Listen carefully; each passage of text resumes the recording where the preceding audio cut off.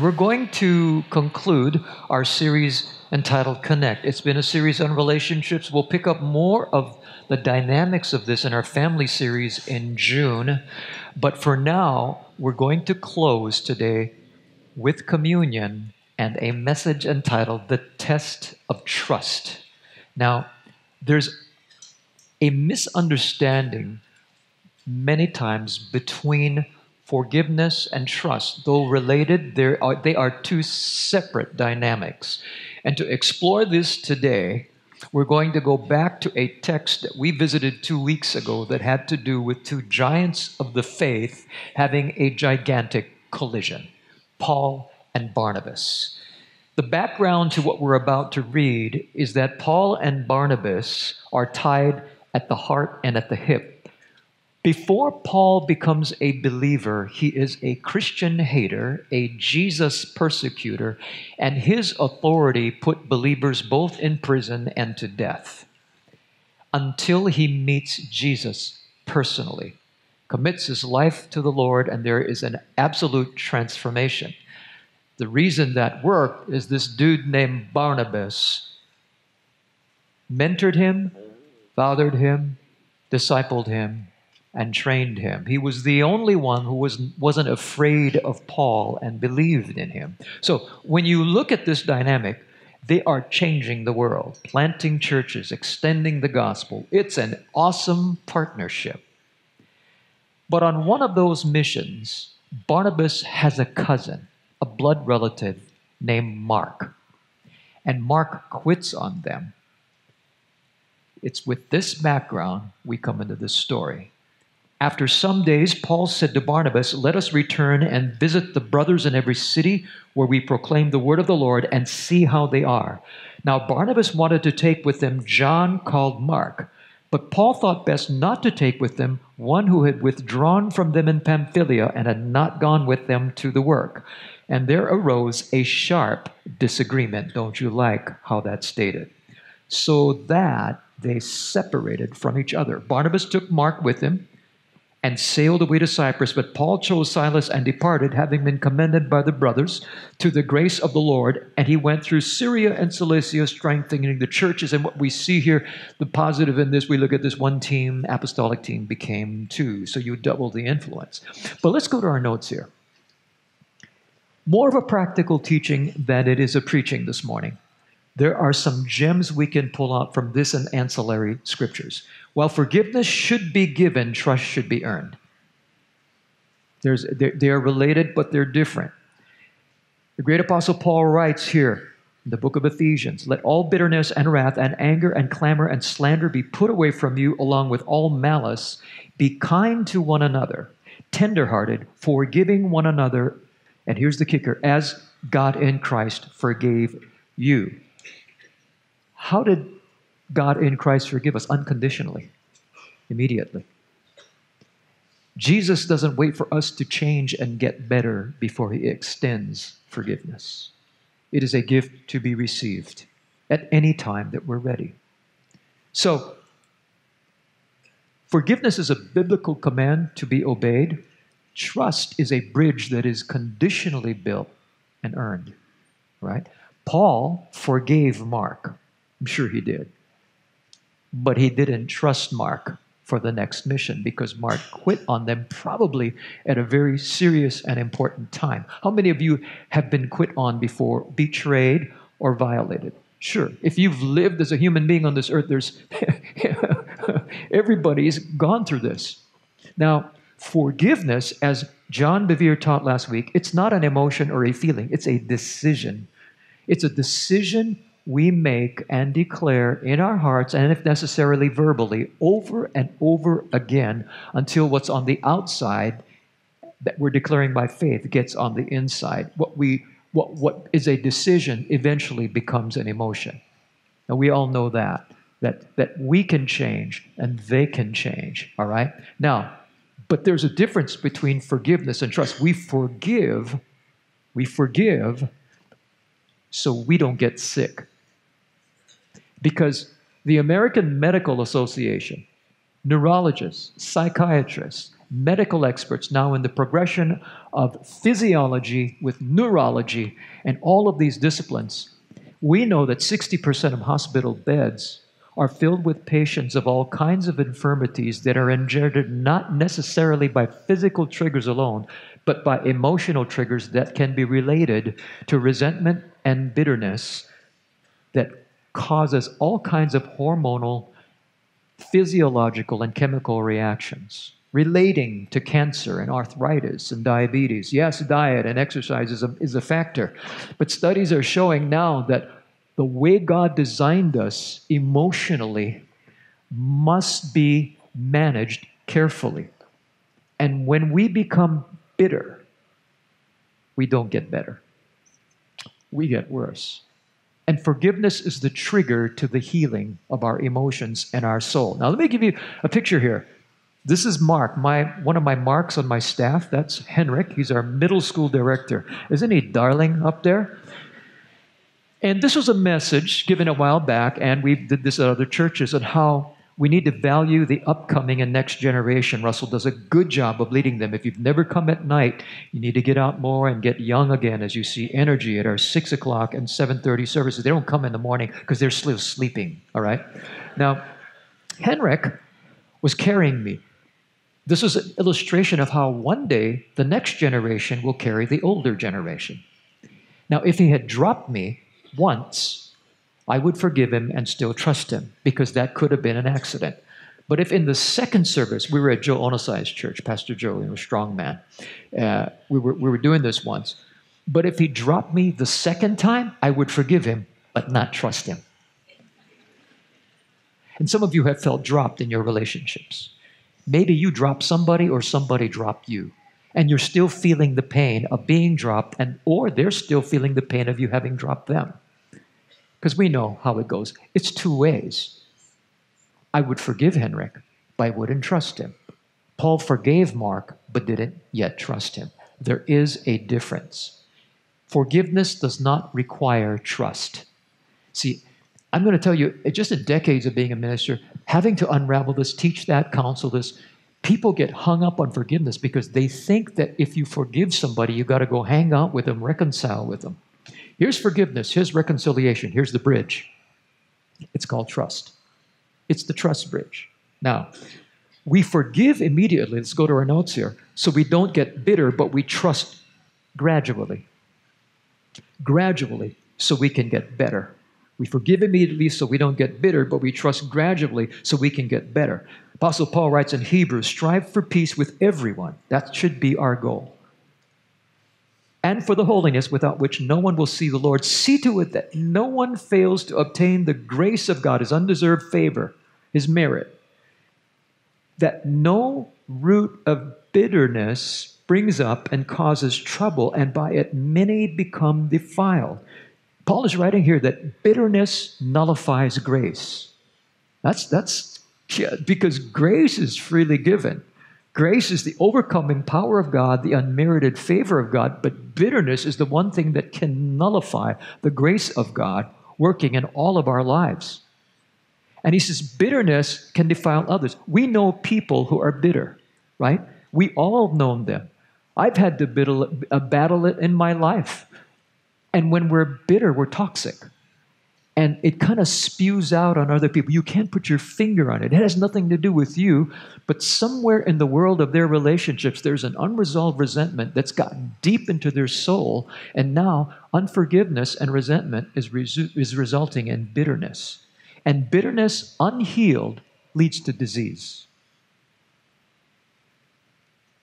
And so many times, doctors can deal with the surface issues physically, but they will tell you, you need to get help emotionally, or you won't get better, because it affects your immune system.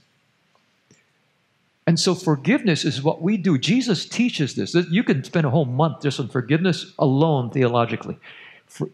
Forgiveness triggers healing. And forgiveness is not a feeling. Forgiveness is not a feeling. It triggers healing, but it is a decision, not an emotion, that begins the process. There are people now All right? Relationships in my own life. When you live this long, you got a lot of them. All right? There are relationships that sometimes when I think about them, I get the oogies. The oogie. So you know, none of you, okay? And I learned, don't let the oogies get oogier. Just forgive. And I've learned there's power in not only thinking it, but saying it. Like when I'm driving in these traffic congested freeways, it's a lot of lanes for forgiveness. And I've said it. I forgive so-and-so. I forgive so-and-so. And you know what? You say that enough, like Jesus told Peter 70 times 7, there's something on the outside that gets on the inside. But there are still people, I forgive them, but that doesn't mean I trust them. And there are people, I've forgiven them and I trust them, but just this much. And then over time, it becomes that much. There are relationships over years that I've been able to reconcile completely with them, and we're better than we were before we fought. Right? Like Fred and Elaine here. They're always holding hands and worshiping in the front row. And I can tell you where that comes from. Fighting.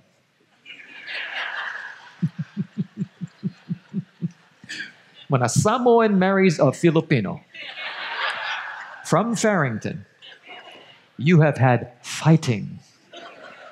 But the kissing and the making up is awesome, right, Fred and Elaine?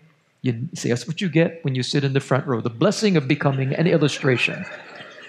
Don't worry, I won't pick on you guys, okay? Yeah, you're going, oh, baby, I never like sit up here. Okay. Honestly, if you're new and everything, I promise not to make you an example, okay? But if I've known you a long time, you're free prey. So I want to say this. It takes time and space for our hearts to heal. Take as much time and make as much space as you need to, because if you reconnect prematurely with those either you've offended or those who've offended you, guess what? It gets worse. You know how I know? Personal experience. It gets worse.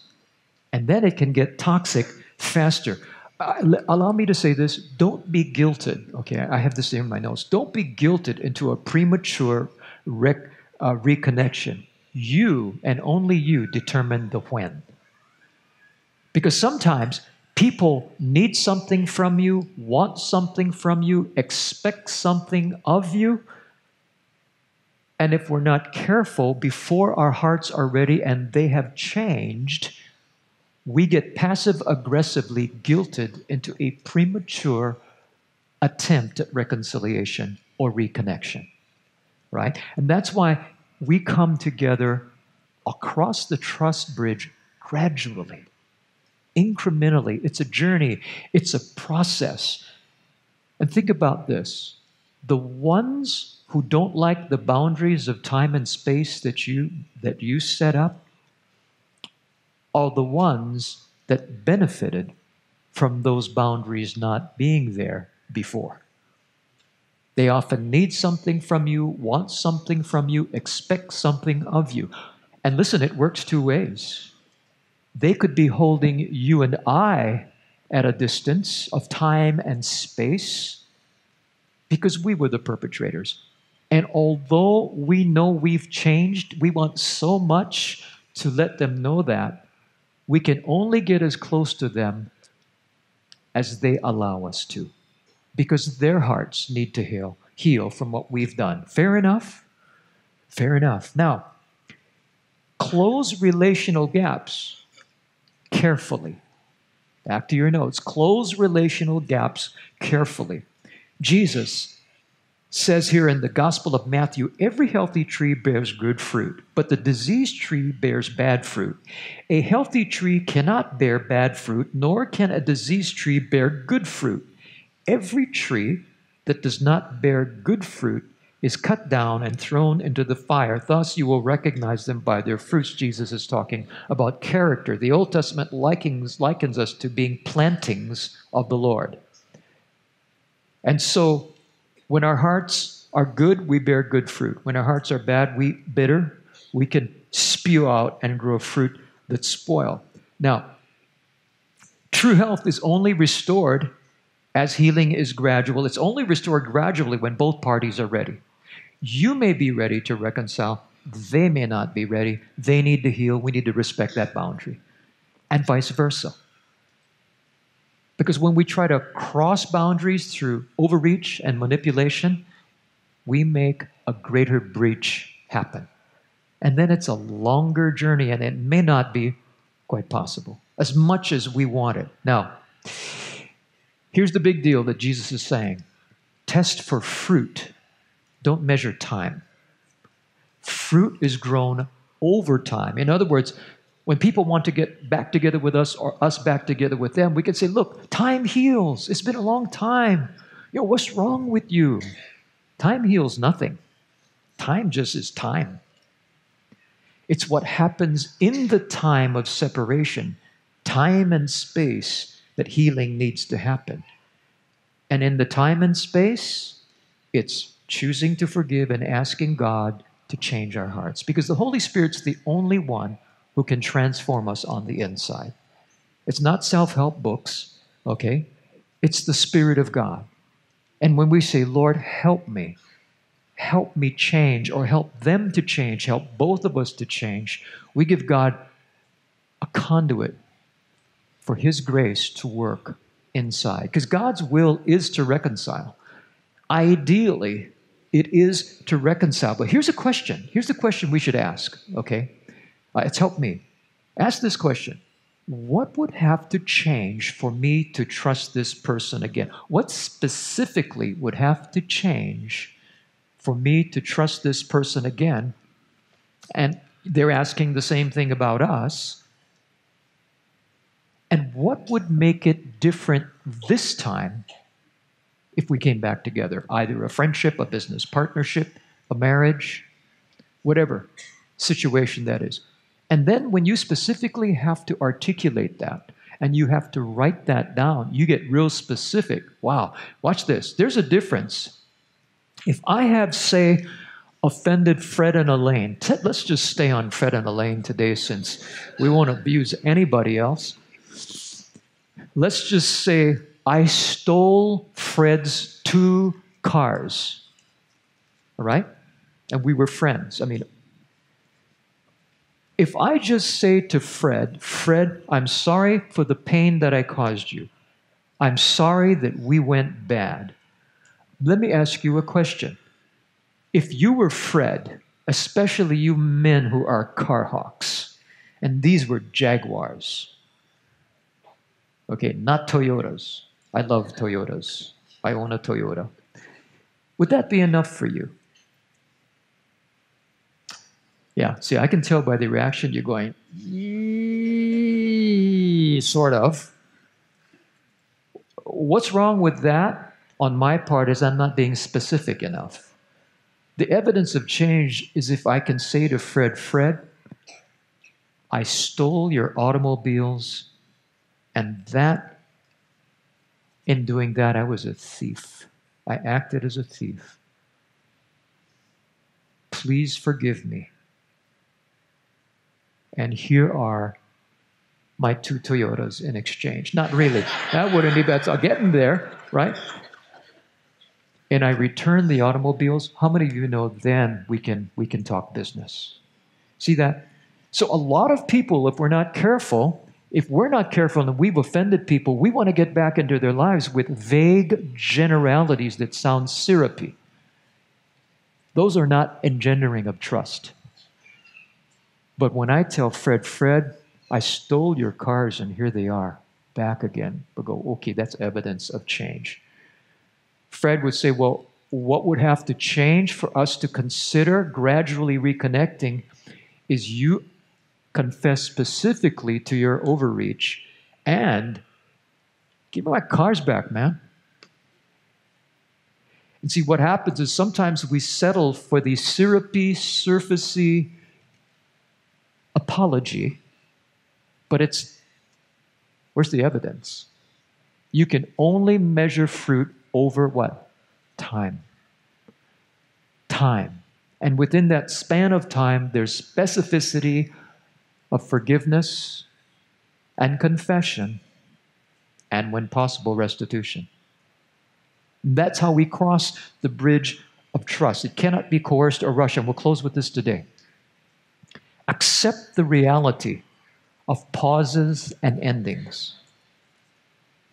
We watch too many movies sometimes where things just start well, go into a conflict, and in a matter of 2 hours, they're back together. I was going to say making out, but say making up. That sounds better in church.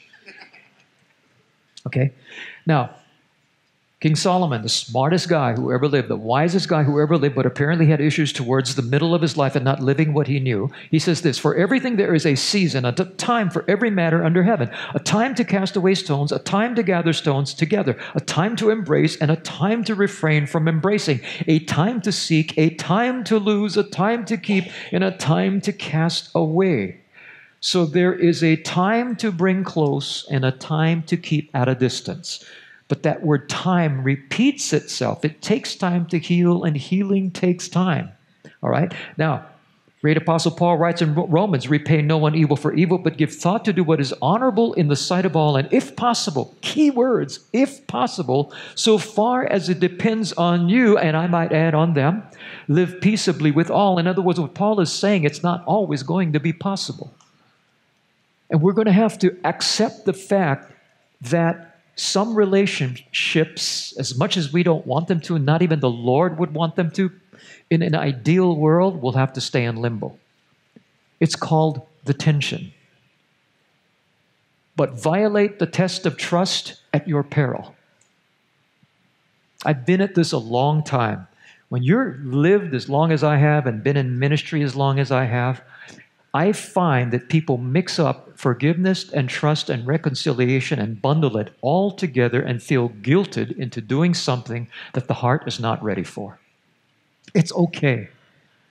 Okay, now, Paul and Mark, let's go back to them in our opening text. Paul and Mark reunited after a necessary pause. The amazing thing is the big fight that separated the two giants of the faith, Paul and Barnabas, discipler and disciplee. Paul engages Mark again and puts him back on his team and ministers with him. Why? Because Barnabas, Mark's cousin, believed in Mark as he did believe in Paul, and probably trained Mark into a place of readiness. Paul recognized that, was convinced of the fruit, and recruited him back to work with him. Powerful, not only forgiveness and healing, but reconciliation.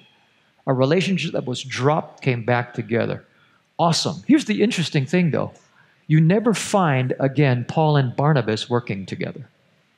Isn't that interesting? The Holy Spirit omits the mention of these two people reconciling. But I want to posture something to you, that it was more professional and philosophical and ministerial than it was personal, because we don't find, they had a sharp disagreement. They had a sharp disagreement, but I don't see that there was contention. It was philosophical, not personal. So where their collision and disagreement had to do with that which was ministerial, professional, and philosophical. They allowed for a necessary conclusion and decided while they could be friends, they couldn't work together. Quite often, we live in an ideal world, especially in these islands where everything is just, we're a melting pot. We love everybody. We're a very tolerant, inclusive state of aloha. I love that about Hawaii. But we sometimes have an ideal that if we are friends together, we can do everything together. We can be close in everything. We can live together. We can work together. We can play together. Okay? We can have fun together. We can study together. I don't know about you. I'm half extrovert, half introvert. That's too many togethers. There needs to be some separation. So they came to the conclusion, look, I trust you as a friend. I don't think I trust you as a working partner. When the church started, after the first 9 or 10 months where I had kind of a part-time volunteer bookkeeper, they moved away to the mainland, and I went, uh-oh, who can I trust? Because when they're working directly with you, that's a close relationship. And they're watching over the books, that's a close trust. I looked at my wife. I went, she's the one. So I said, honey, she was working elsewhere. I said, honey, how about you come work for me? You're listening, aren't you? And so she did for 2.5 years. It was a good makeup. But we could tell, looking at the future as the church began to grow, that a season and a time was coming that her role as my secretary and bookkeeper wouldn't be the best fit. And so, anticipating the future, though we loved each other as husband and wife, we agreed that the best fit was for her not to be working with me any longer. And so I let go of her, and she let go of me, which was hard.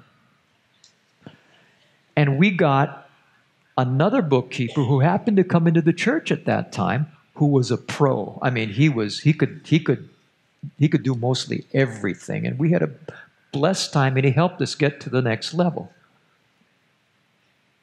Well, what if I didn't let Faye go? Instead of being a right fit, we would have given each other fits. And there would be fights.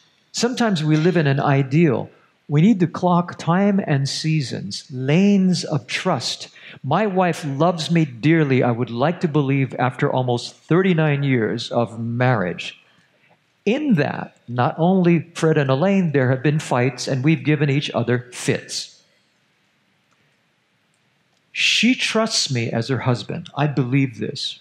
Right, honey? She's praying for me at the top with the intercessor team right now as I say something like this. So God knows what's going to come out of my mouth is of the Lord. She would not, however, when we had our children, trust me to deliver our 3 babies. She can trust me as her husband. I don't think she would have trusted me if I said, honey, let's save the hospital bill. Let me go on YouTube and try this. Does that, because she wouldn't trust me to deliver our babies, does that mean she doesn't love me as her husband? You see, we get this all mixed up. That's the beauty of this Paul and Barnabas text. These guys were brothers. They were winning the world together. I mean, this is epic story, but they came to a point at which they couldn't and shouldn't work together. And here's the larger picture. God wanted 2 teams, not just one. Who is it that you're holding on to, maybe, that you need to let go of? Who's holding on to you that you're giving into that you need to bring a boundary of time and space into? I love it. You guys are as attentive as the first service was. In the first service, I thought maybe they were asleep. It was so quiet. But I came out to the edge like this and I looked. They were actually awake. Because they were already processing stuff that I want to encourage us as we go to our grace groups this week, which is, for those of us that are new, we break up the church into 326 small groups where we take the Sunday sermon and apply it to our lives through open discussion and sharing where we can learn from each other. I was an educator. Here's the stat. If you only listen to the message, a sermon, a lecture, you retain 10%. If within the next week you process it and talk about it together in a safe community, the retention goes up to 70% with an application possibility of 90%. That's why we do small groups. It's one of the reasons. And so we want to help you find a fit into a grace group through our growth track or our next step center. And gently and sensitively, we want to help you along that journey if you haven't yet found your best fit. Now,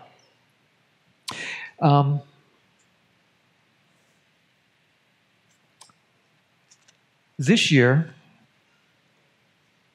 is our 25th anniversary as a church. We make 25 years at the end of October. At the same time, it's the 75th anniversary of the 100th Battalion 442nd Combat Regiment's heroic, epic rescue of the lost battalion in the Vosges Forest in France. For that reason, and it's also the 75th anniversary of D-Day, the battle that turned the tide of World War II. Allow me to say this. I've shared this before, but I want to share it again. A couple weeks ago, I laid two uncles to rest at the National Cemetery at Punchbowl. They gave their lives in service for the country at a time when prejudice still ran high. On December 7th, 1941, the Empire of Japan attacked Pearl Harbor, and prejudice against people of my descent was rampant in America and the islands. So rampant that several years ago, I was in Nashville, Tennessee, checking into a hotel, and the clerk told me, "You Japs bombed Pearl Harbor." I thought, really? Is that still happening? I didn't take it personally after seeing a vision of myself jumping over the counter and beating his head into the... I said, I forgive you. Okay, I'm exaggerating. Okay. But you see, it's not an emotion. It's not a feeling. So, the 100 Battalion, 442nd, enlisted mostly Japanese Americans from various parts of the States, mostly from Hawaii.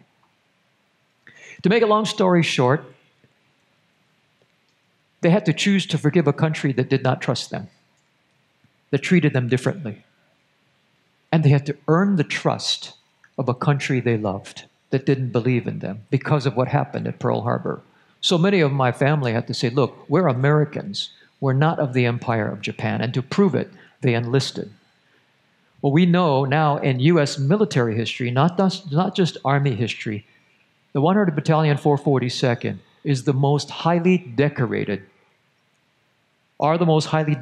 units ever. The most distinguished service medals, the most Bronze Stars, Purple Hearts, and the most Congressional Medals of Honor ever. No one comes close. But it's these Japanese Americans. So picture this, going into battle at what is called one of the most memorable fights in Army history ever since the birth of the country. The setting is this. The war was winding down. D-Day had happened. Hitler was desperate, so he was looking for any kind of moral victory. And there were, in the hills of France, in some place known as the Vosges Forest, there were trapped 275 National Guardsmen from Texas. What you need to know about Southerners is they especially hated us Asians. They were the ones that had some of the biggest prejudicial issues towards the Japanese Americans, still suspicious that these were spies sent by Japan. They were trapped, hopelessly trapped. Two other Caucasian units tried to rescue their brothers and failed. The 104-42nd had come from two engagements and were exhausted. But in the middle, just about when they were to start their furlough, Major General John Dahlquist decided to send them in again against military's better judgment, but he had the authority. He could make the call. Questions were asked, and the confession was this. Japanese Americans said, we're expendable, but it is our duty to go. And so they climbed the mountain. 1,142nd climbed those steep mountains that were so dark that they had to hold on to the guy in front of them sometimes just to scale the hill while being shot at, bombed with artillery with mortar shells coming at them. 6,000 Germans ringed the mountain to try to prevent the rescue of what was known today as the Lost Battalion. 1,142nd charged the hill to rescue 275 Texans. Of the 1,000 Japanese Americans that went up that hill, 800 lost their lives in the effort. 200 came back with 211 of the National Guard's people, literally some of them carrying them because they were wounded. My uncle, Robert Nagata, my mother's brother, who passed away not too long ago at 94, was one of the 200 who came back alive. This is his picture at his funeral. There's a good-looking bugger on the left. That's him at the right. He passed away at 94 years of age in his sleep. In our conversation, he said, I really don't know how I climbed that mountain, but I knew. The way he got through the war was in France. He would distribute chocolate. He would collect from all his unit, gave away the cigarettes and paraphernalia, and he lived for distributing the chocolate to the children of the villages they liberated, which reminded him why he served and why he fought. He climbed the hill because they had to choose to forgive, because they knew they had to earn the trust of a country that didn't trust them. They had to earn trust after choosing forgiveness. Well, several years ago, I was in Texas. By the way, after that, the Texans made the members of the 142nd honorary Texans, and by extension, people that look like me, honorary Texans. I was in Texas, I was in Dallas, and I was escorted by some businessmen to Global Life Park the year the Texas Rangers lost the World Series. They took me into the presidential box behind home plate, and they said, Pastor Norman, we're very honored to have you enjoy the game. Have you ever been to a Major League Baseball game before? I said, once. They had me sit in President George Bush's seat. They brought in prime rib, steak, champagne. I didn't drink any, but anyway. And I was sitting there, and I'm like, how can anybody watch a game?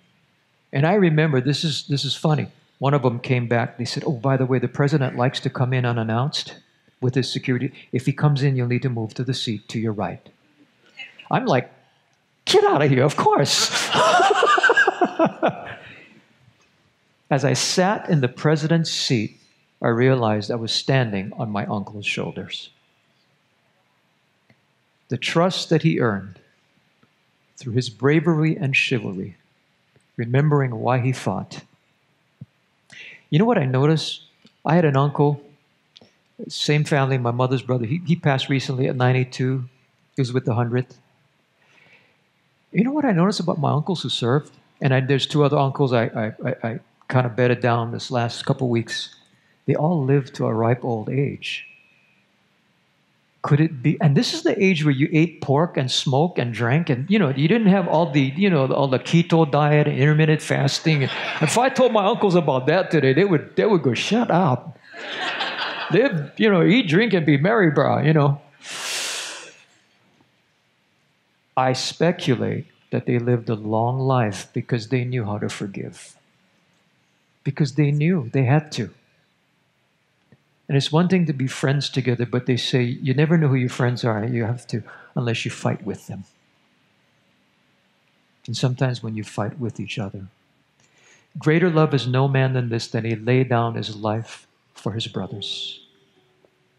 My Uncle Robert, whose son, my cousin, by the way, is Alan Nagata, Assistant Chief of Police, who tells me we're trying our best to restore the trust of the public in the HPD. My uncle would be proud of him.